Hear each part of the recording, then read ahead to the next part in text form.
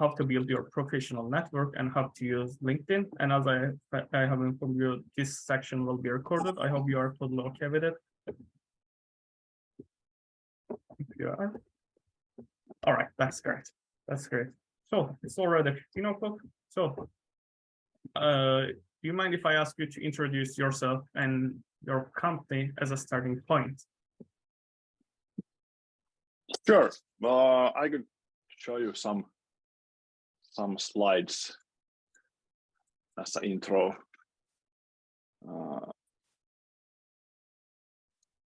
Just a moment, I will queue it up. Can I actually share anything? You cannot see your screen yet.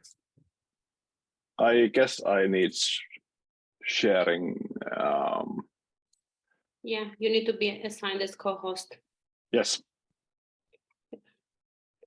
No, I actually gave the permission now. You need to be able to share it. All right, cool. There it is. All right, I prepared a short intro for this session. Who am I? So I'm Antti Jaakkonen. I work at Schibsted. Schibsted marketplace is Finland for now. Nordic marketplaces in the future. But who am I? A couple of words about me. Almost 39 years now, turning 40 in February. I have two daughters, 2 cats, lovely wife. Live in Järvenpää. Been living here since, well, I don't know, 6-7 years. And that's me, pretty much in a nutshell. What I do currently, I'm at the end of this track, but it has been kind of a long unwinding, and there have been kind of previous positions, but this is kind of how I got where I am currently. So I work as will work as an engineering director at Schibsted on a re-commerce vertical, which re-commerce is about kind of a circular economy. So making sure that things have a second life, and that we try to kind of amplify this second-hand effect. So we wouldn't need to kind of create so much new stuff, because there's a lot of value to be extracted from the old used stuff. Somebody's used this is someone's new treasure. So that's where I am. But I've been working in different types of roles from engineering. Started as a software engineer and gradually grew to kind of a team lead, bit of dabbling in architecture and agile coaching, and then leading quite large programs. And now I will kind of be heading our tech on this kind of a Nordic marketplace level starting January. So that's who I. And I'm here because we have this Schibsted Connect thing. But maybe a bit more about Schibsted in a nutshell, about Finland and Nordics. So what's inside Schibsted? What it is? It's a kind of a long company with a long history, starting from 1800s as a kind of paper, and now we are so much more. We have like a digital brands from like Tori Oikatie rakentajat in Finland, and a lot of other brands like Blocket and Finn and DBA and Bill Basel in Nordics, and then we have the kind of a newspapers and all that, plus venture and accelerator firms. But what we want to do is we want to empower people to make smart choices in their daily lives. And we have various ways how to do it, whether it be choices in mobility, like moving, whether it be real estate, finding your house or new job, or finding your next kind of great deal on Tori.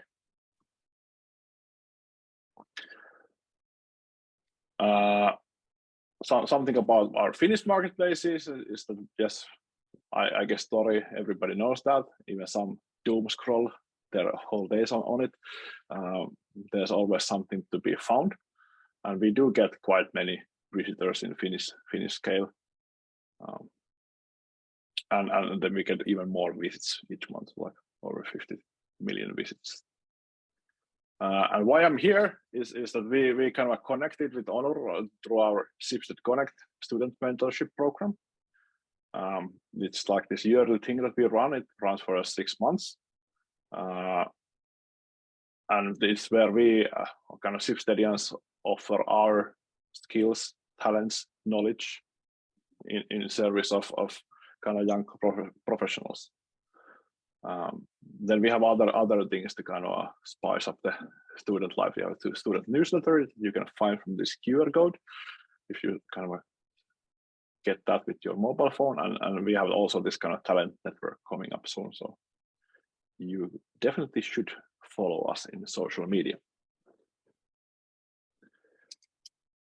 All right, that's maybe the intro in a nutshell about who am I and why I'm here and who do I kind of represent. Right. Thank you very much, Antti. It was great to meet you once again, and for our audience also, and everyone here. I really strongly suggest to search for that Schibsted Connect program, which is really useful to gain some more skills and expand your network as well. So, one saying networking, actually, let's talk about further. We know networking is a community of people one knows in professional life, but why networking does matter and why it is such an important in your point of view? Well, I think like there are multiple good reasons to grow your network, and there are of course different type of networks. But maybe if we talk about kind of digital networks and LinkedIn and Twitter and kind of professionals, social media, growing your network there is super valuable because you get a lot of different viewpoints. You get kind of different views on maybe on the topics that you really love, because there's so many kind of different people. It's a global scale thing. And how to kind of initially do that is, of course, if you find a couple of people that are interested in you and you follow them, then your kind of timeline starts to fill with, well, interesting stuff. And then, because the kind of power of social media, it's quite easy to take part in the discussions. And sometimes you can have a like really good discussion. Sometimes they're like really bad because it's still internet. But sometimes they can be really good, and you can find more people to follow or connect. And you'll never know where the next diamond is. So it's like it doesn't make sense to kind of turn things away. It's easy to connect. Because I would say that in my experience, luck plays huge part in your kind of a professional track. It's like it's even larger than one would kind of imagine from the beginning. But luck plays a part. And why is my camera not working? But I would say that's the kind of important part, to enrich your own viewpoint, and then you can critically think about your own views on that, because you get kind of different perspectives on it, and then you can have a debate. Yeah, definitely, it is what it is, especially in terms of luck and getting to know people. But at this point, let's talk about your professional experience. Actually, how did you start to build your professional network when you are younger? By the way, you are still younger. You definitely look younger than me, but in the past, let's say. Thanks. How did I do it? Like initially, I didn't understand the value of it. Like back in 2005 or something. But then like of course, that like LinkedIn started to be a bit bigger thing, and of course it's connected with your buddies, and then you gave like good reviews and recommendations on LinkedIn and all that. But kind of slowly from there, I started to understand that when I applied for positions, people started to more and more like inspect my profile online, and not so much the kind of written stuff that I got from schools.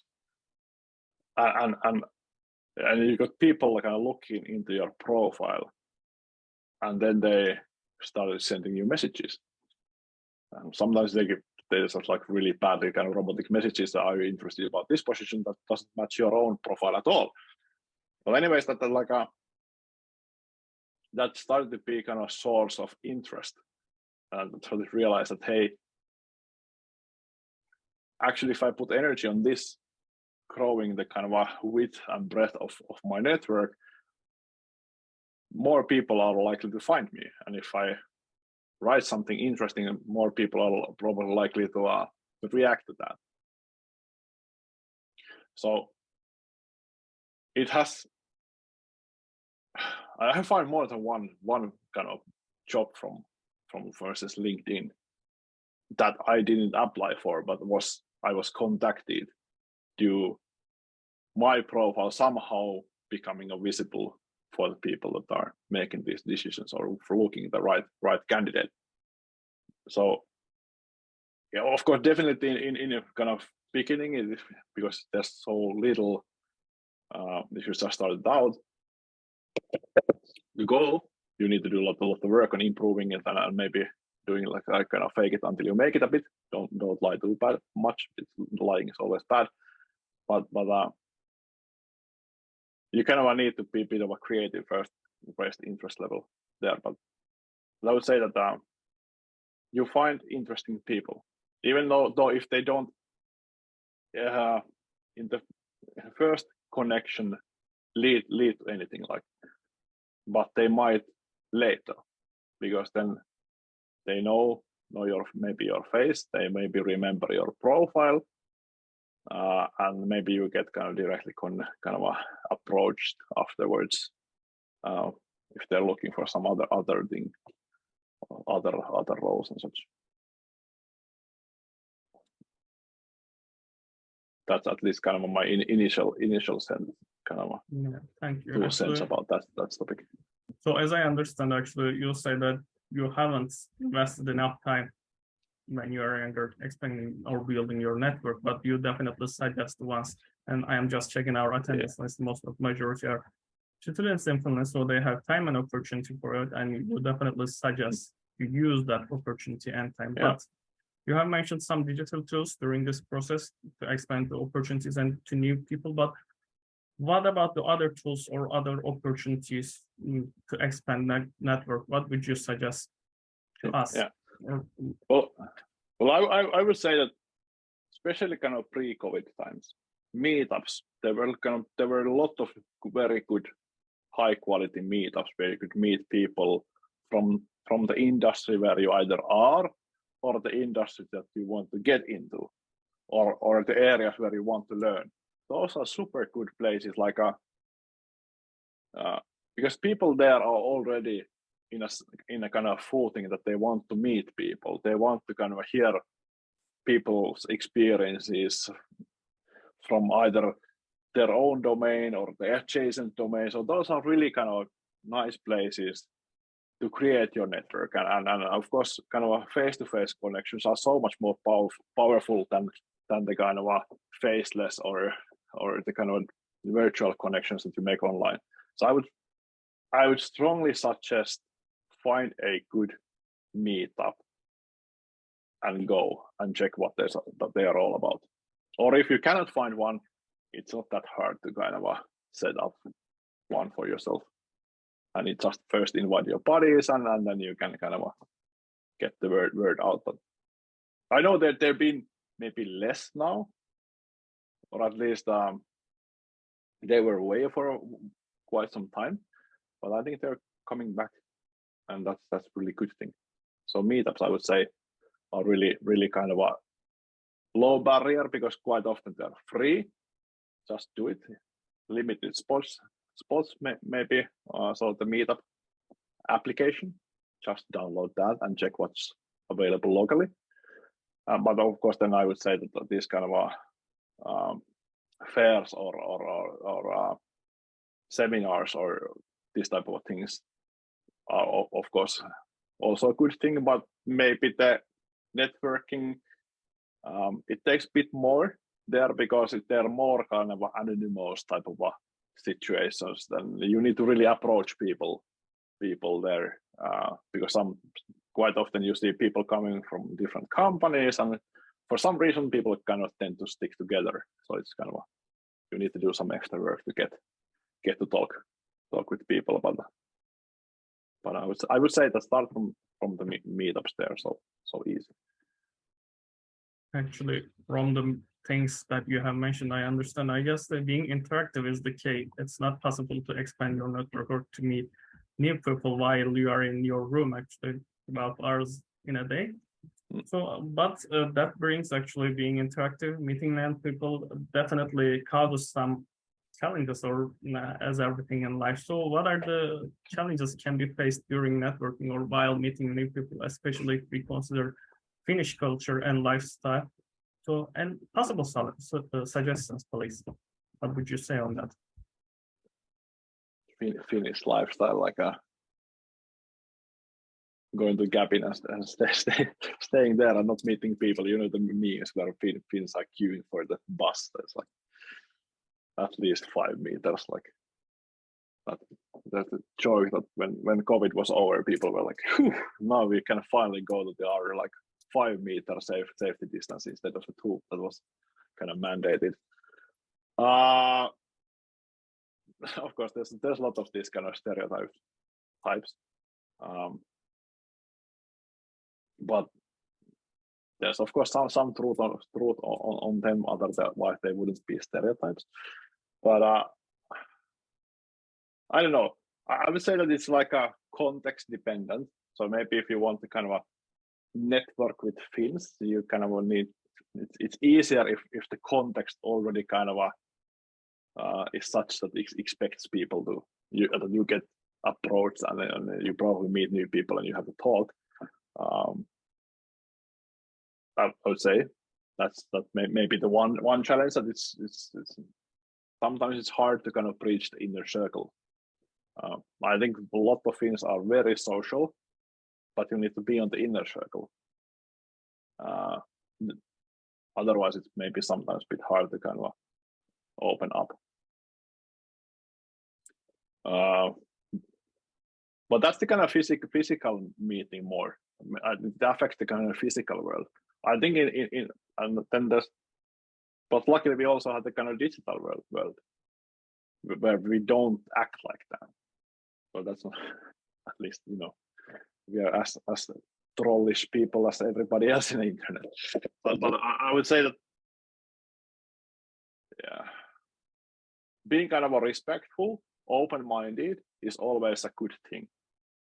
And especially like open-minded, because I think it's good to understand that we all are kind of consumed a little bit by our inherent biases, but it helps to kind of assume good intentions, keep your mind open, and be ready to listen what the others are saying. And it goes kind of both ways. It works in a physical world, but it also works very well in internet world if you really want to create a dialogue. To stay open and really try to understand each other. Then it's easier to kind of connect and match and have something that leads into maybe some type of a relationship or just connecting you with your network. Right. Thank you very much, actually, for the valuable perspectives.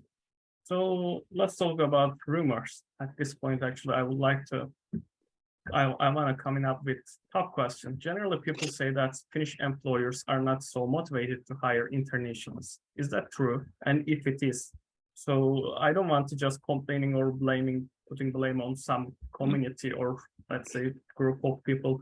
What are the things can be done for us internationals actually to change that situation? Yeah, we always know social challenges always require time to solve it, but definitely there should be things can be done, especially based on your work experience.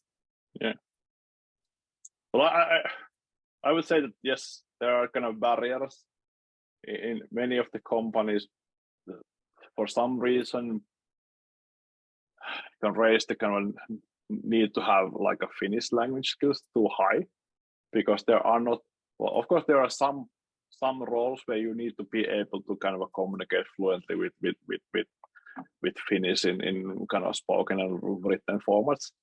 But there are so many roles where you don't really need that. It's about, but it can feel like I would say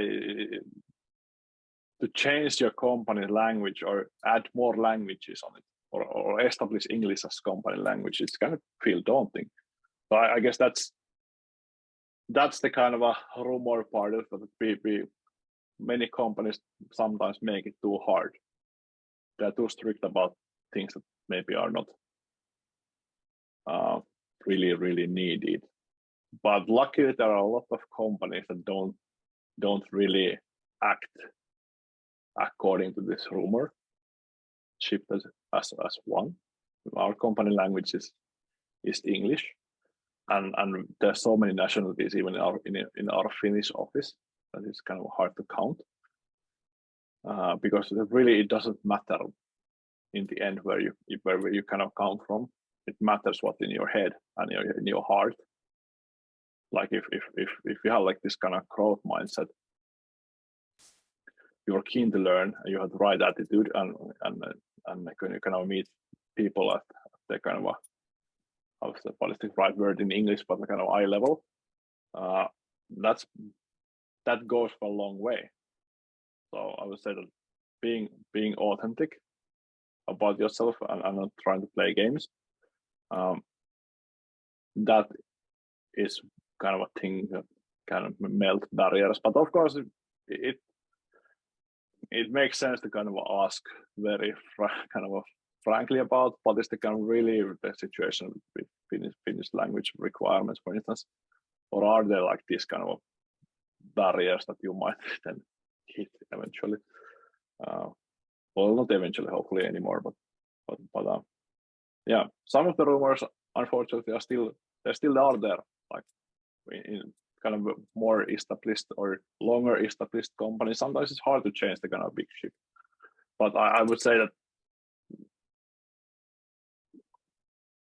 the change is happening. It's I would say it's too slow, and maybe it's like it's not a good thing that it's too slow, because we are missing a whole lot of kind of opportunities when we are not hiring people from diverse backgrounds, because everybody knows that like your quality of your decisions improve, quality of your products improve when you have enough different kind of views on it, because then you can find the kind of really great solutions.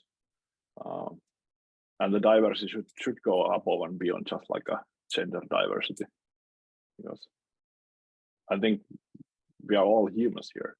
Like we are made to kind of form some kind of a community, and if it's rich community, it creates rich solutions.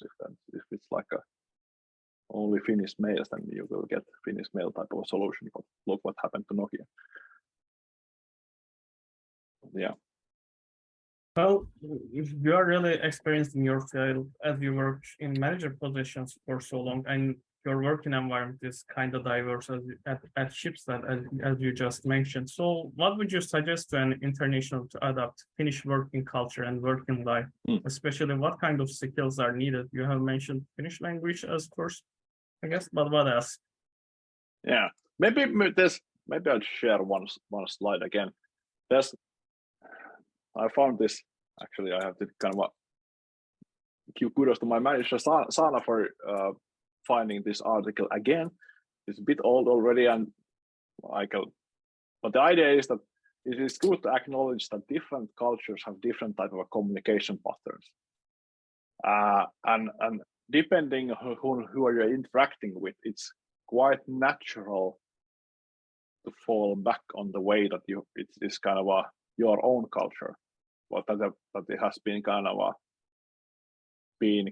fed to you with your mother's milk, so to say. So there's a lot of different ways how we, for instance, solve or make a decision. And just like highlight a couple of things. It's good to kind of put bit reflection on this, how or in my culture, how we make decisions, and how might the other part make decisions, because then it's easier to understand why things go a certain way. And of course, we should try to find our shared way in eventually. But that these kind of things affect how we act. And there's of course this different type of things on power distances, on management and people that very, very differ from kind of culture to culture. What is kind of taken as like the, I would say, the baseline. In Nordics, we have a very low power distance. Like there's not that much difference between CEO and employee. Like we can go for a lunch. We can have a kind of a regular discussion over coffee. In some cultures, that just doesn't happen. So it's good to understand where we are currently and what might be the kind of a normal way of kind of operating or going about your daily life. That makes things easier. But of course, you need to have a similar type of enlightenment on the other side, because you also need to understand where the kind of other people come from, what might be their expectation. And then we need to kind of put this open on the table, but like, hey, we know that we might have some differences in views on these and these areas. What can we do about them? So this is the kind of maybe the management challenge.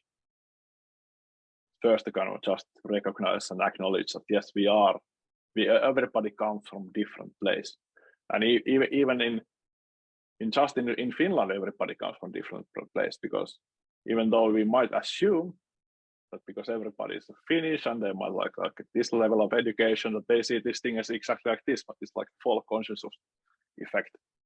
Everybody comes to the table through different routes. There's different upbringing, there's different schooling, there are different kind of work experiences and like a private life experiences that color your thinking. So it's good idea to check, do we see the thing actually the same way or not. Maybe this went a bit on the ranting side and maybe a bit kind of topic, but I would say that this is the thing that at least I kind of see as one of the most important bits to keep in mind from the experience that I've had. Yeah, actually, as you have mentioned, the culture has impacts a lot of things that we have been, including communication pattern, how we think, how we act. So it's important to actually consider the background differences. So let's turn back actually the digital tools you have mentioned, actually LinkedIn, all familiar to us. So what is how should we be using the LinkedIn, and is there any tips you want to suggest with us on LinkedIn? Maybe increasing digital footprint, or whether you would like to share with us. Yeah, I collected some of bullets here that I would want to share with you all. I would say the first thing is to kind of fill your LinkedIn profile with information that describes you as a person, not only the kind of positions you've been doing. So it's a good idea to write the about section to tell a bit about yourself and how you see the world and what you value and why. That's what people want to kind of know about you. And that's a good starting point, for instance, in LinkedIn as one of the digital tools. Second thing that was important, of course, none of these social networks and digital tools, they kind of really don't work if there's no content. And why wouldn't you kind of write about your reflections and thoughts, or just comment people's posts?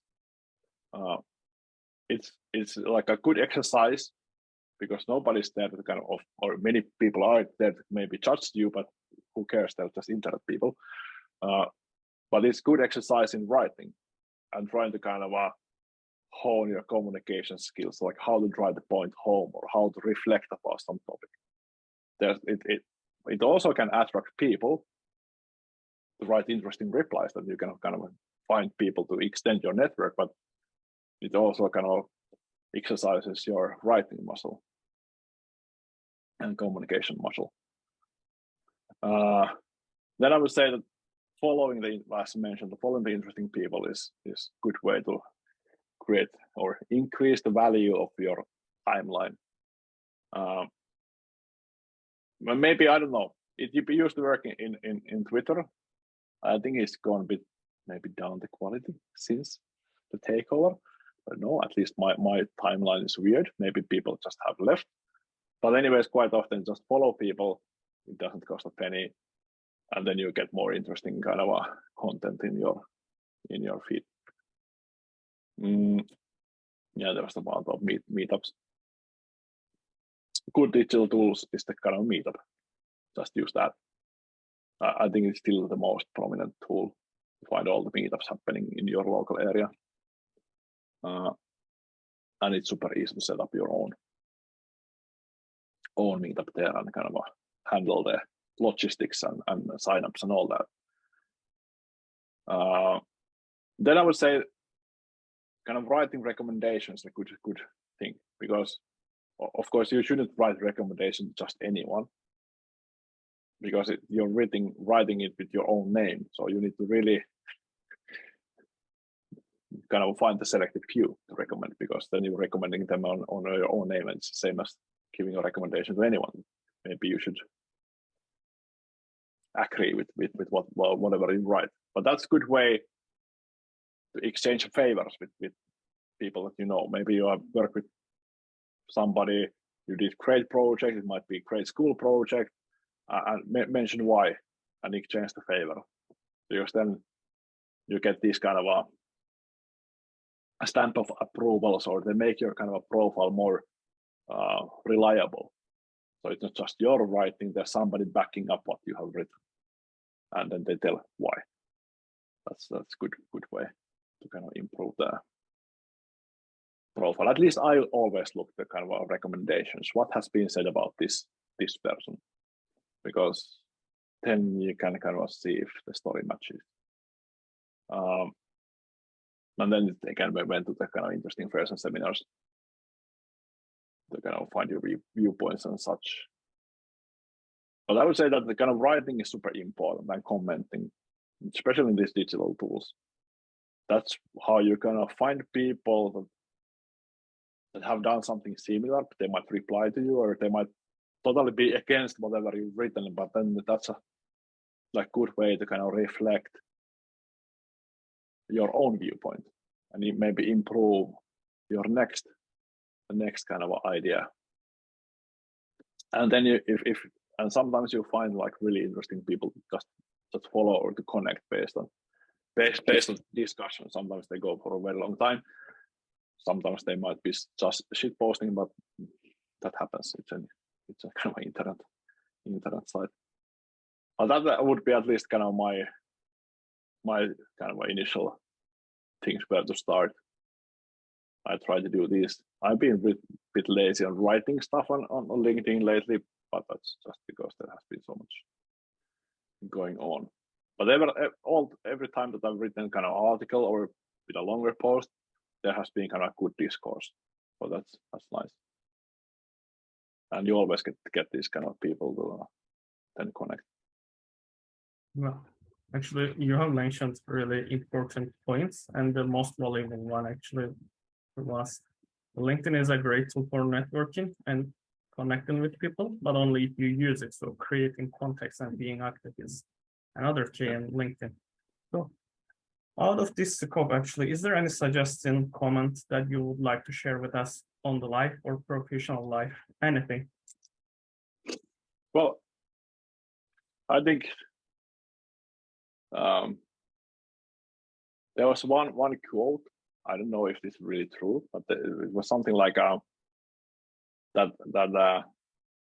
not all leaders are readers, but all leaders are readers, or something like that. Might be misquoted, but I would say that you don't find everything from books, but you can find a lot. So reading a lot is a very good hobby. So you should do that. I would say that's like because the learning never stops. You're not really ever done. You're not kind of you won't get this achievement level 60 now. You're like you're done. You're on top of the game. The kind of bar keeps on rising all the time. and you need to keep up. And I remember being quite exhausted after my kind of initial school. It took some time to get back on the kind of reading and learning and all that, but it really pays back. So I would say that try to kind of keep up with that, but take no pressure in a way. But I would say that the kind of a reading is it ingrains stuff into your memory better than just listening to an audiobook. There's something about the physical stuff and touching it and having the page there and then all that. But I would say that that's one really good way to improve, stay with the game, and most importantly, kind of read variety of topics, because life is not black and white. It's more than 50 Shades of Grey. So it's a very good way to get different viewpoints to kind of then integrate your own view onto it, what you make of the thing. It's a very good way to make sure that there are more sample points than just one or two, because you need more than one or two to really make an opinion about. And then maybe like one thing also is like, it's very good to have like strong opinions, but make sure that they're loosely held. So if you find better data that makes you change your opinion, it's okay. You can have strong opinions, but be ready to kind of integrate new learning, new data, and change your opinion based on it. Yeah, you made another significant point actually by mentioning lifetime learning mindset and database decisions and lifestyle. So another important things. At this point, I have no more questions left here, but if any question, comment, feedback coming from our audience, please feel free to unmute yourself and ask your question or share your comments with us, please.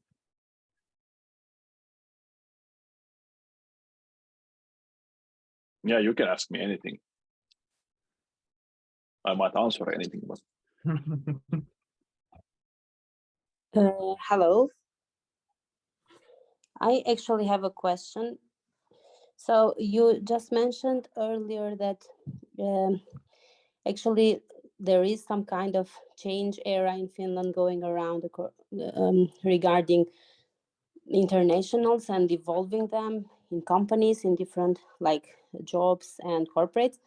And you also mentioned that mostly it's kind of the stereotypes that every one of us have and should, in a way, kind of face them or break them sometimes. But do you really think that the real change starts within ourselves and how we perceive realities around us and how we perceive like people around us and friendships, connections, colleagues? Like, do you really think that actually the change starts within ourselves? Yeah, well, my beliefs is well, I believe that nobody else can change you. Like, you need to change yourself first. You can help others to change, but you cannot kind of force or instill change on anyone. You will get really interesting reactions if you try to forcefully change someone. But yeah, it's about us. We need to do it. It's for all of us to be the kind of change we want to see. It doesn't make sense to kind of wait for it to happen. We need to kind of make it happen by first changing ourselves or being kind of what we want to be. You can get a lot of help on that, but you need to kind of have, or you need to kind of light the fire yourself. You need to get going. Nobody can kind of do it for you, I would say. But I would say that in bigger scale of things, I think more and more Finnish companies are opening themselves up and maybe kind of getting rid of the Finnish language kind of requirements that they're, in my opinion, and my opinion only, maybe they're a bit artificial. Maybe it's kind of easy to keep things nice and cozy when you don't need to change yourself. And that's quite often why also big change initiatives fail, because we fail to acknowledge that everybody needs to change if we want to change a company. It cannot be restricted on the kind of a ground level, or how you want to kind of interpret the pyramid, or whatever the kind of organizational structure is. It affects everyone, and everybody needs to want to change. And that's the only way to succeed. Yeah, thank you for the comment. And just another question regarding what you just said. You also mentioned earlier that kind of Finnish companies are a little bit late, I could say, in terms of, and they are trying to speed up things in order to involve internationals and retain talents, or let's say attract talents from other countries. Do you think that there is enough policies in the companies right now, or in the society in general, in order for Finland to close the gap and to make it to be like in the same line with the other maybe Nordic countries or other European countries in general? Do you think that the policies and the initiatives that are right now in Finland are going to close this gap and make Finland like kind of standing equally in the line? That's kind of very good and very broad question. I don't know all the specifics on what things exactly are, but are things happening at the pace that we want? Probably not. There's so much like a foreign talent living in Finland that has kind of a hard time getting employed. So I would say we would definitely need to do kind of better job at that. Yeah, and there's nothing to kind of fear, like nobody's going to take our work, in a way that I don't think that exists. That type of a thinking will only lead to kind of place where we actually are finding ourselves probably from kind of an unemployed position ourselves. So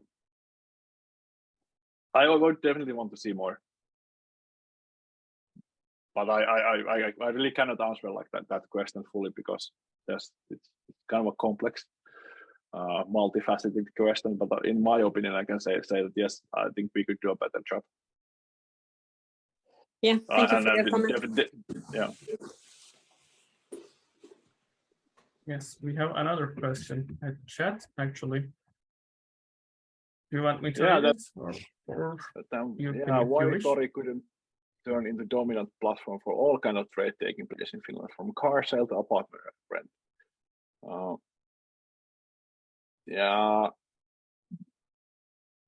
It's long. Well, if you think about our kind of Schibsted marketplaces in Finland, we have Oikotie, which is, I would say, it's number one in real estate and jobs, or maybe at least second in jobs. So we are pretty well covering kind of real estate part. Apartment rent, we have like this thing called Casa, or you can find it from asunnot.tori.fi. And on the cars, I think Tori Cars, outlet.tori.fi is the second big marketplace in Finland. Tori, I would say, is still the biggest on this e-commerce area by a huge margin, and it will only get better. So it's like yeah.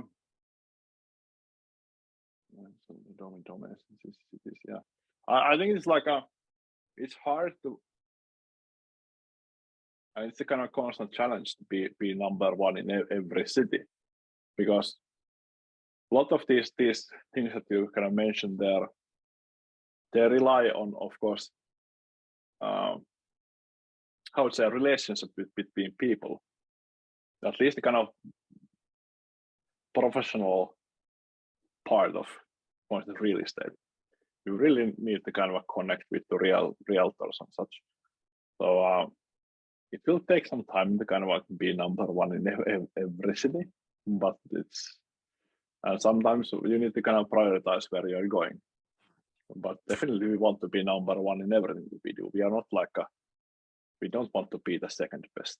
It's not a game where we are as a Schibsted. We want to be number one. So that's what we are going to do. Right. Thank you very much once again. Any other questions left before we ending the session?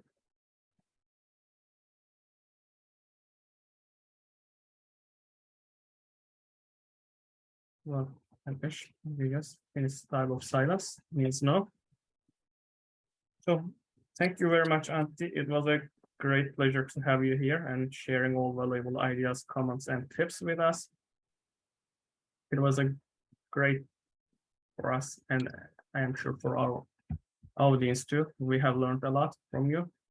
Thank you very much, and have a great day. Thank you, and of course, feel free to send an connect invite in LinkedIn.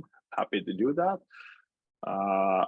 because then that would be practicing what I'm preaching. So remember to do that, and have an excellent Wednesday and almost New Year. So Great. Bye. Thank you for this opportunity.